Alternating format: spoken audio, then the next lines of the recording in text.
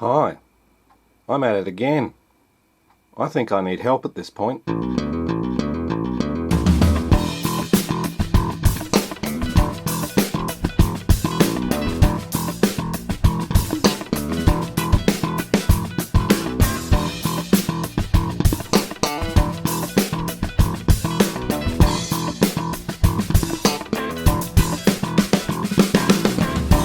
Greetings, the Astro 30 here yet again. Just a little joke.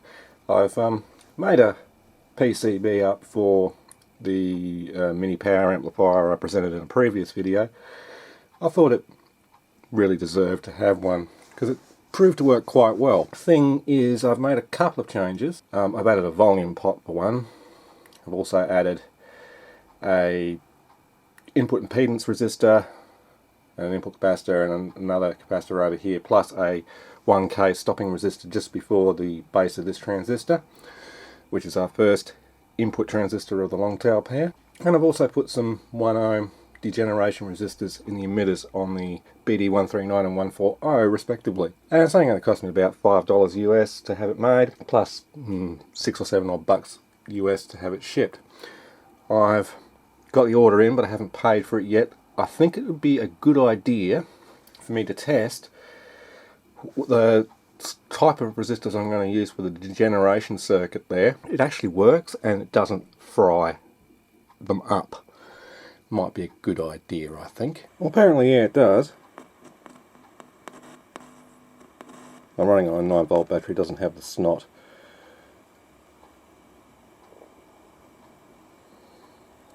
But no, they're not frying up when the load's connected, so all well and good. What that means now is that possibly we're going to lose a bit of output power, but it's neither here nor there. I also want to see if the little circuit will run on 12 volts rather than just claim it does. So I've got my little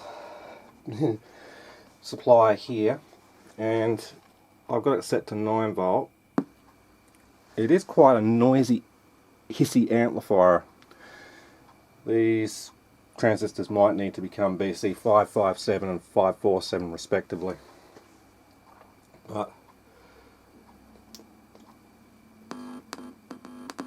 okay, so I'll carefully wind up that voltage.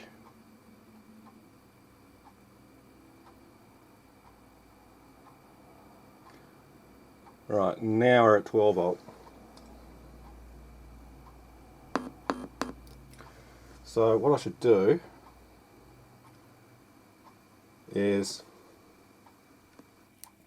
hook it up to a scope and actually test the output. Okay, scope's hooked up. I'm just going to plug the supply back in.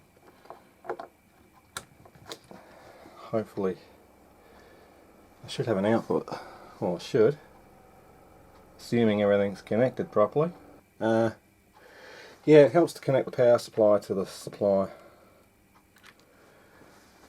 Alright, now we should have an output. No, we don't. Helps to actually get the frequency playing. Right, let's see what we've got.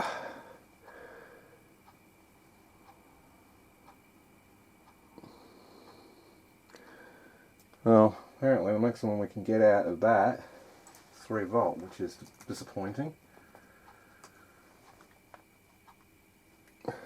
Change it to 1 kilohertz. Right, well I'm maxed out there. Get some more voltage. There we go. Whoa. We're getting close to 7 volt out there now. Back that off. These transistors will be getting hot. That one is anyway. Resistors are not, so I'm going to kill that now before I kill the circuit, because there's nothing with a heatsink on it. Let's reconfirm what the voltage output was. 6.64. Okay, that's all I wanted to know, is what it outputted at 12 volt. Okay, so 6.64 divided by 2 times by 3.32 divided by 8, yeah, easily 1.3 watts at 12 volts. And the signal didn't appear to be breaking up, so all my choices of resistors are fine. So yes, this circuit will operate between 9 and 12 volt just fine. I wouldn't go any higher than that. Now, as I said, the transistors may have to change to BC557 or 558 and 548, just like it did in the little 1 watt champ amp, because for some reason with these 1 ohm carbon film resistors here in the circuit becomes noisy.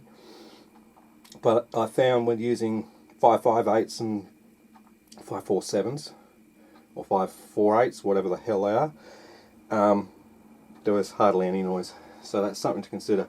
And considering this circuit isn't going to be running any higher than 15 volts, with a collector emitter voltage of 30 on those choice of transistors, it's not going to hurt it. Right, I can go ahead and pay for those boards now. Well, after about 2 weeks of waiting, my PCBs are finally here. So now I need to open the box. We'll do it together because there's nothing like unboxing something on camera. It makes it all the more satisfying. Still can never remember how to get into these boxes very easily. Okay.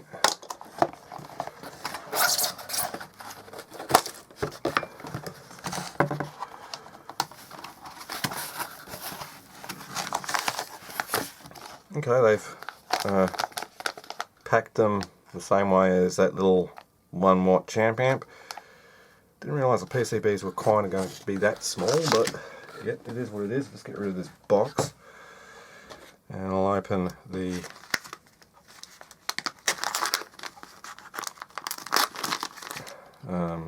vacuum seal bag. Let's have a look what we got here. Oh yes.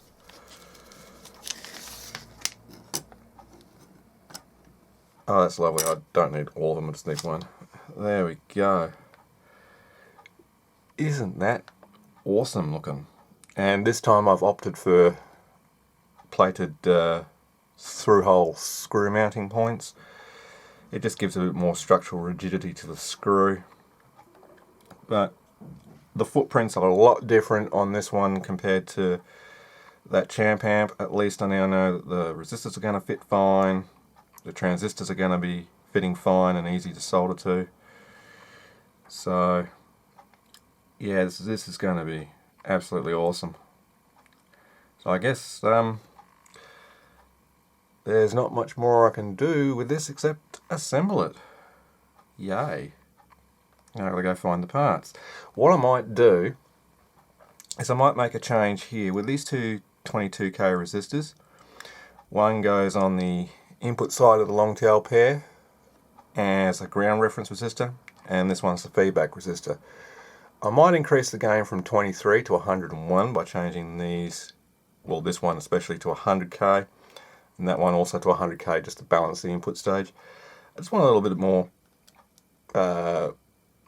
higher input sensitivity, like I should say lower input sensitivity, just so that there's a little bit more gain there, because it's only a power amp. It's going to be mounted in an enclosure, running off of a plug pack probably, driving a speaker, so I just want the ability to have the input signal to be a lot lower than, like, say 1 volt, say the 100 millivolt range, 10 millivolt range, somewhere around about there, just so it can be used as a signal tracer in the end.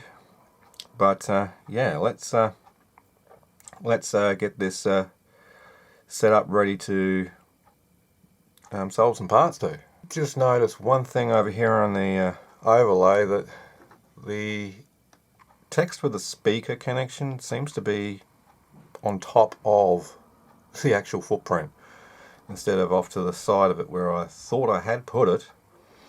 I'm going to have to recheck my file, but I don't know whether they've moved that or whether I had moved the connector at some point. I might have moved the connector down and then forgot to move the text. Well, at least it's not a major issue, but yeah, it's not marked on the outside of the connector what that connector actually does, which is kind of annoying. But yeah, well, there's only 3 connectors: the input, the speaker, and the power. Well, it's obvious which one the power is because it says 9 to 12 volt DC underneath the connector. That one just says ground, J1 and in. Yeah, that one just has a positive and a negative J2. And it is what it is. I'll go check my original file and see what I've done. Nope, it's definitely my up. I forgot to move the text. Oh, silly me. So they're just following whatever was on the Gerber. So it's not their fault, it's mine. Whatever. Shit happens. Let's get assembling. Well, that's the resistor soldered in. I'm not going to take much footage of this because what's the point? I haven't put the 1 ohms in yet because they have to stand up slightly prior to the board. I'm going to have to go out and buy some parts for this anyway because I don't have all the parts. I need a 470 microfarad capacitor, need the jumper connectors, and I also need the pot. So what I'm going to do, oh, and these transistors need to be changed from BC 546 and 556 respectively to 548 and 558, only because these 2 degeneration resistors are inherently noisy, so it makes a loud hiss on the amplifier. So I found by, well, changing the transistors for some reason, I don't know whether due to some electrical characteristic, it's not as noisy. Anyhow, soldering to this is a lot easier than that champ amp because the footprint is now the right size, so I'm happy.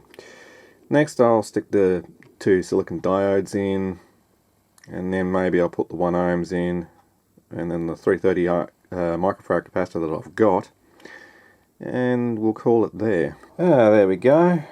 Got the 2 capacitors that I've got on here. I need to get to 2.2 microfarad capacitors for the input stage here.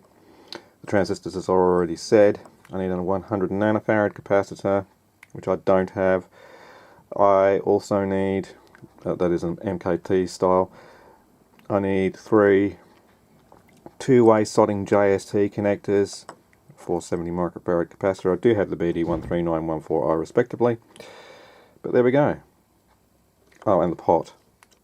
But there we go. It's almost complete. It's looking pretty sexy, isn't it? Alrighty, so I got the rest of the bits now. I can finish the assembly of that miniature power amp.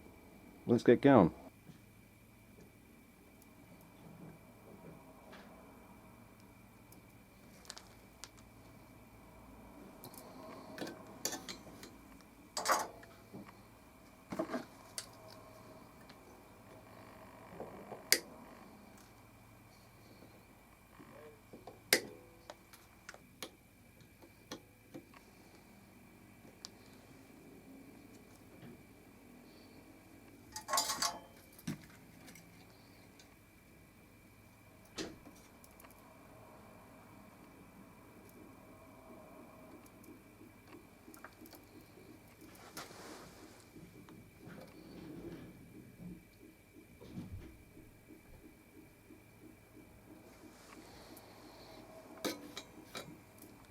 Alrighty then, now the PCB is ready for the output stage.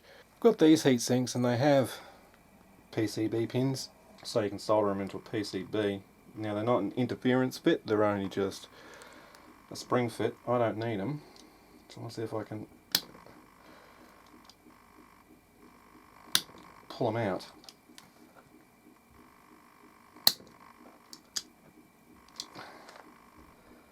Well,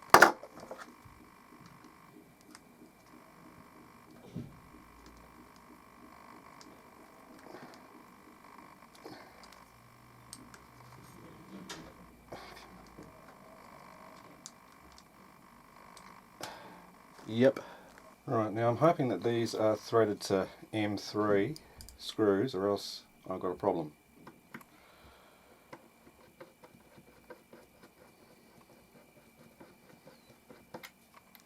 Yes they are.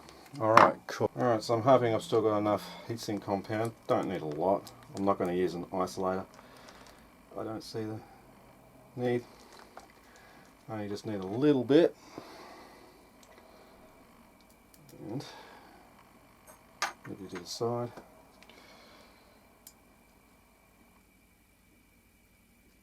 Get in there.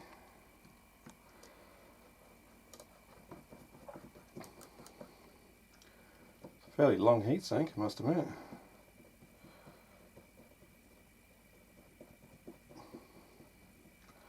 There's just enough lead left to solder to, so that's alright.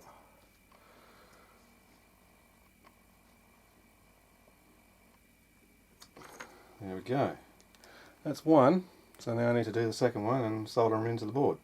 The correct positions, of course.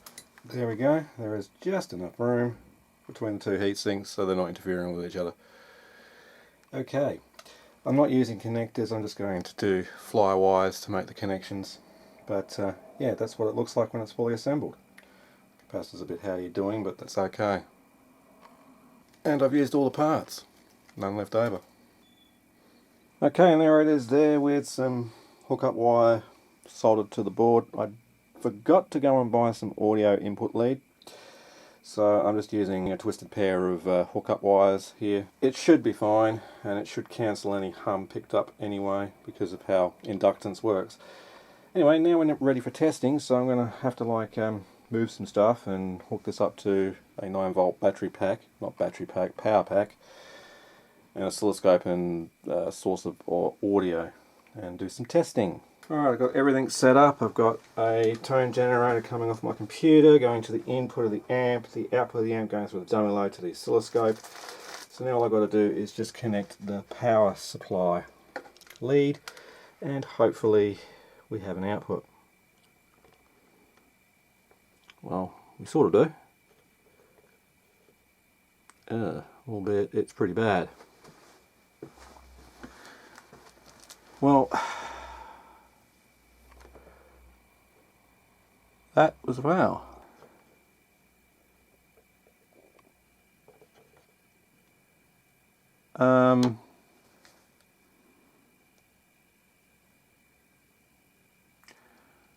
Yeah, okay, that's another failed amplifier build. The output signal should not be like that. Okay, well, I'm not happy. Not happy at all. Right, well, I'm going to have to do some fault finding, which I didn't want to have to do. Fuck. Okay, that's better. I changed those 100k resistors back to 22k's. It doesn't like running at a gain of 101. Especially on the input stage, it doesn't like 100k. I don't know why. Maybe because the other resistor values are not quite correct for what I'm trying to do. Anyway, the maximum output voltage I'm getting before clipping is 4.87 volt there roughly, but I'm at 350 hertz, so I'm going to change back to 1 kilohertz because that's where I should be around about.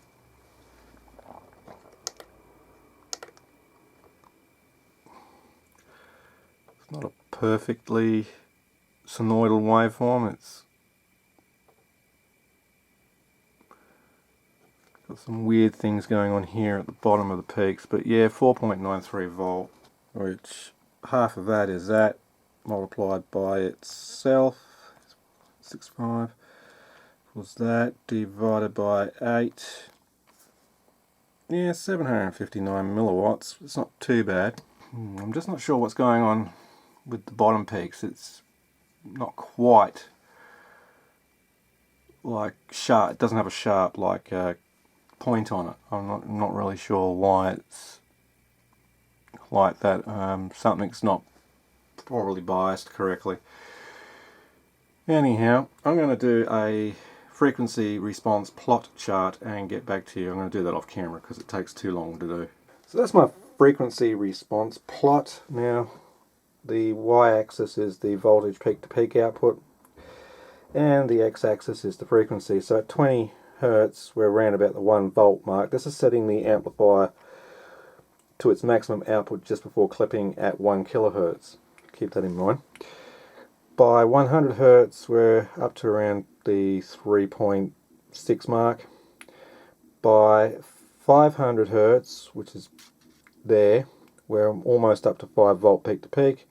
Stays at 5 volt peak to peak around the 1 kilohertz mark. I've made a mistake of where my plot is. By the 2K mark we start dropping off to about 4.18, 5K about 4, 8K under 4, so 3.8, 10K 3.6, 15K we're around the 3.2 mark, and by 20K we're under 3 volts, so around about the 2.8 volt mark. No, sorry, 2.4 volt mark. So it's a reasonably even curve. So the base end and part mid end is more boosted than it is the rest of the frequencies, and starts rolling off around the 15 kilohertz mark. Well, more like the 10 kilohertz mark, be close enough. Anyway, so the little circuit is working. I'm just not really happy about how symmetrical the waveform is. It's not very symmetrical at all. As I said, that could be biasing out of the output transistors. May need adjusting. I'll let you guys play with that. I'm not going to really worry about it too much. So now I suppose I should do a sound test to complete this video. Okay, I'm going to hook up the speaker live. It's still powered on, but I'll hook up.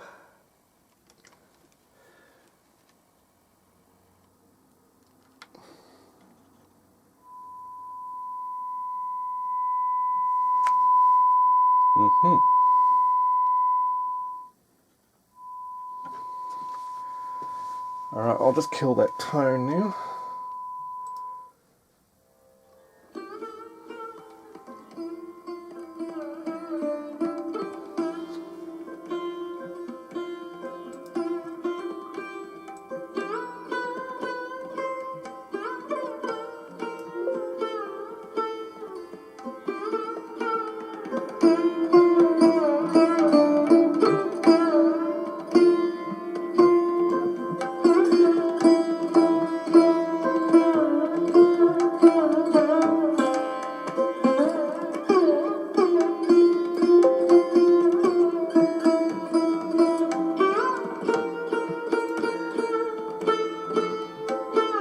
That does not sound very good at all.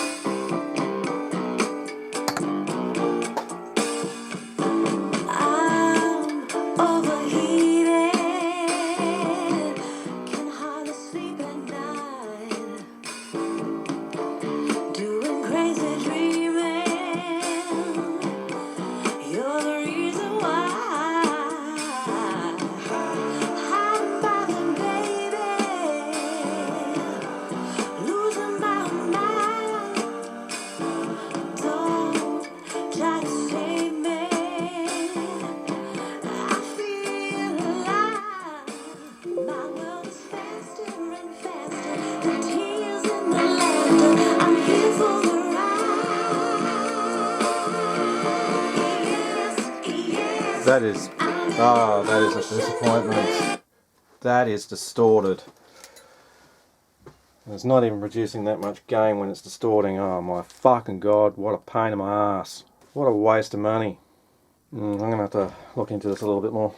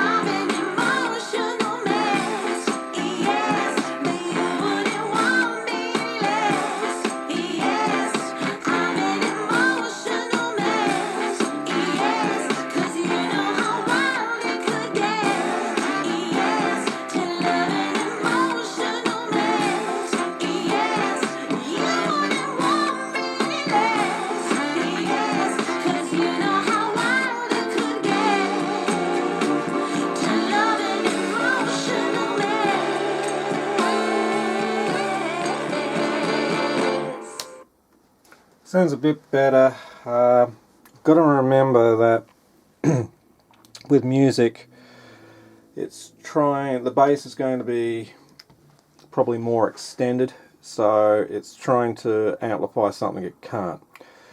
So all I have really done, and that looks shocking too, is I changed that 1K resistor that goes to the collector of the first transistor, the BC558, to a 560 ohm instead of a 1K.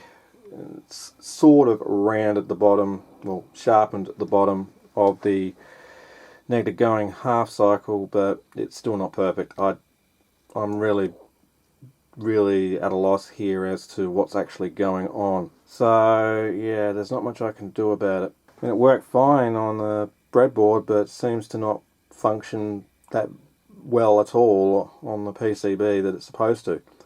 I'm a little bit disappointed in that. The only change I've made is I've changed the transistors to BC558s instead of 556s. Yeah, it should have worked fine, but apparently it's got issues. So yeah, I'm kind of disappointed in that. Anyway, I'm going to leave this video here. The PCB is available. I'll put a link in the description as to where you can get it. Anyway, I'm the Astro 30, and if you enjoyed this video, please remember to rate, comment and subscribe below, and you can always follow me on Facebook and become a Patreon supporter for as little as $1 a month. Links are in the description as usual. Anyway, this is the Astro 30 saying, see ya, have a great day.